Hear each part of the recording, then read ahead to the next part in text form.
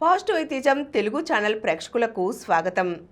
మనం ప్రముఖ నాస్తికోద్యమ నేత సంఘ సంస్కర్త అయినటువంటి శ్రీమతి సరస్వతి గోరా గారి స్వీయ జీవితగాథ గోరాతో నా జీవితం పుస్తకం నుండి అనేక అంశాలు తెలుసుకుంటున్నాం కదండి. ఈరోజు మరిన్ని అంశాలు చూద్దాం. 1972 భారత స్వాతంత్ర రజతోత్సవ సంవత్సరం.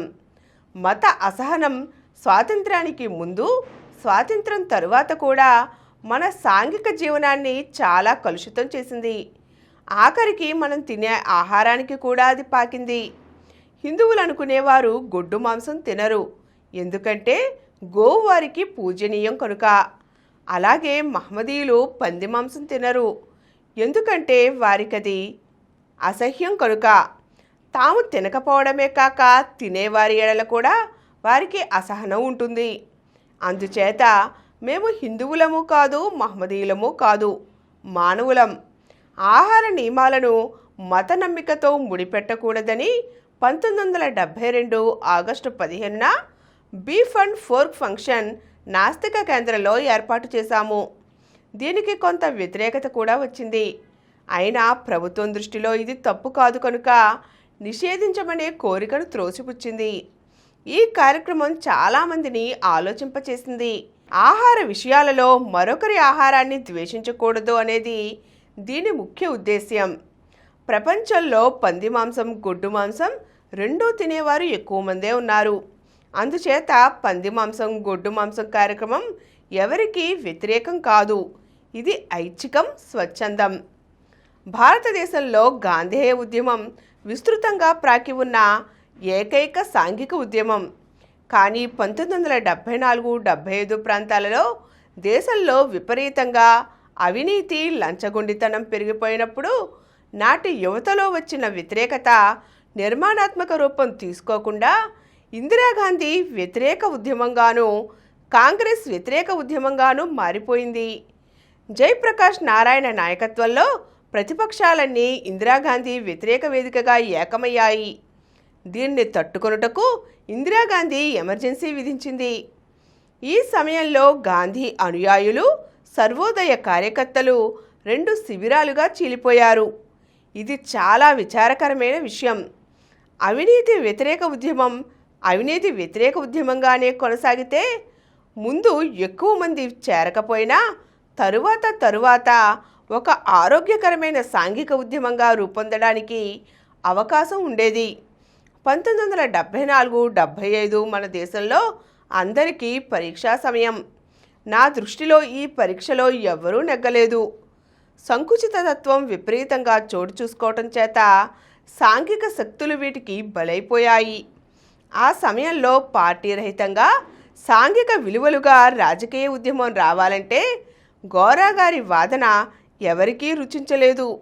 ఎమర్జెన్సీ సమయాన్ని ఎలా ఎదుర్కోవాలని గోరా గారు ఆలోచన ప్రారంభించారు.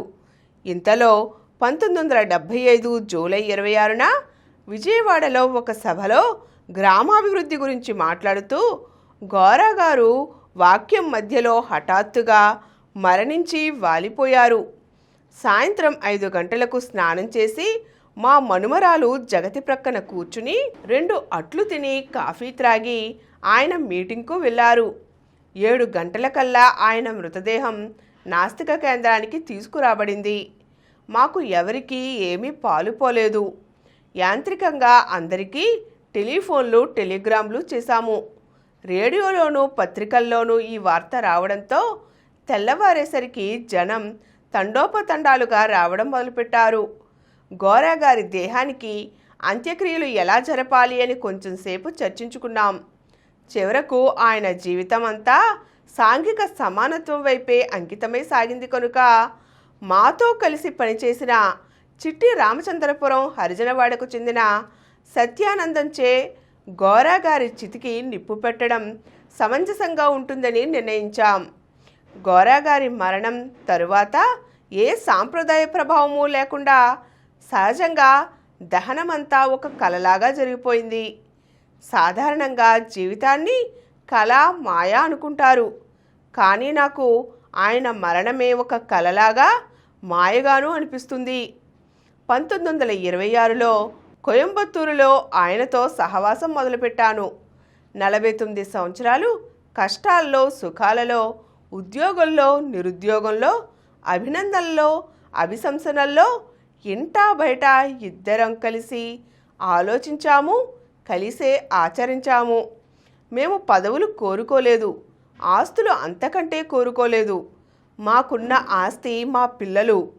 మా ఆలోచనల్లో, ఆచరణల్లో వారిని కూడా భాగస్థులను చేశాము. కుటుంబం అంటే కేవలం మేము పిల్లలమే అని అనుకోలేదు. మా వద్దకు వచ్చిన కార్యకర్తలందరూ మా కుటుంబ సభ్యులే. ప్రతి కార్యకర్తలో మేము విస్తరించి ఉన్నాము. మాలో ప్రతి కార్యకర్త ఇమిడి ఉన్నారు. గోరాగారు ఎప్పుడూ మరణం గురించి ఆలోచించలేదు. అందుచేత మేము కూడా ఎన్నడూ ఆయన మరణం గురించి, ఆయన మరణానంతరం ఏమిటని ఆలోచించలేదు. సామాజిక విప్లవాలలో ఛాందసం, సాంప్రదాయం, మౌఢ్యం మరణిస్తాయి. తిరుగుబాటు భావం, అభివృద్ధి కాంక్ష నిరంతరం జీవించి ఉంటాయి. గోరాగారి వద్ద నేను నేర్చుకున్నది ఇదే. ప్రతి వ్యవస్థపై ఆయన చేసిన తిరుగుబాటు, ప్రతి బానిస భావంపై ఆయన ప్రకటించిన యుద్ధం నవసమాజ నిర్మాణానికి చాలా అవసరం. ఆ కృషిలో ఆయన నిరంతరం జీవిస్తూనే ఉన్నట్లు ఉంటుంది. నాస్తిక కేంద్రం ఆర్భాటాలు లేకుండా ఆరంభమైనట్లే ఆర్భాటాలు లేకుండానే పెరిగింది. నాస్తికత్వం అంటే మానవత్వం, నాస్తికత్వం అంటే సక్రియ జీవితమని గోరాగారు నిర్వచించారు, తన జీవితంతో నిరూపించారు. అందుకే ఆయన మరణానికి ఎలా అర్థం చెప్పుకోవాలో అప్పటికీ ఇప్పటికీ నాకు తెలియడం లేదు. ఆయన జీవించినది యథార్థం. అందుకే బహుశా ఆయన మరణం భ్రమ. మేము చేసే ప్రతి పనిలో ఆయన జీవించి ఉన్నట్లే అనిపిస్తుంది. ఇది ఆయన మాకిచ్చిన వారసత్వమని సరస్వతి గోరాగారి మరణాన్ని గుర్తు చేసుకుంటూ వ్రాయడం జరిగింది. ఈరోజు మనం సరస్వతి గోరాగారి జీవితంలోని కొన్ని అంశాలు తెలుసుకున్నాం కదండి. మరిన్ని విషయాలతో మళ్ళీ కలుద్దాం. ఈ కార్యక్రమం మీకు ఎంతో నచ్చింది కదా. ఇటువంటి మరిన్ని వీడియోల కోసం అనతి కాలంలోనే 21 కోట్ల వ్యూస్ సాధించిన సమరం ఛానల్ సమర్పించు పాజిటివ్ ఎథియిజం తెలుగు ఛానల్కు సబ్స్క్రైబ్ చేయండి, లైక్ చేయండి, మీ ఫ్రెండ్స్కి షేర్ చేయండి. అలాగే ప్రక్కనున్న గంట సింబల్ని ప్రెస్ చేయడం మర్చిపోకండి.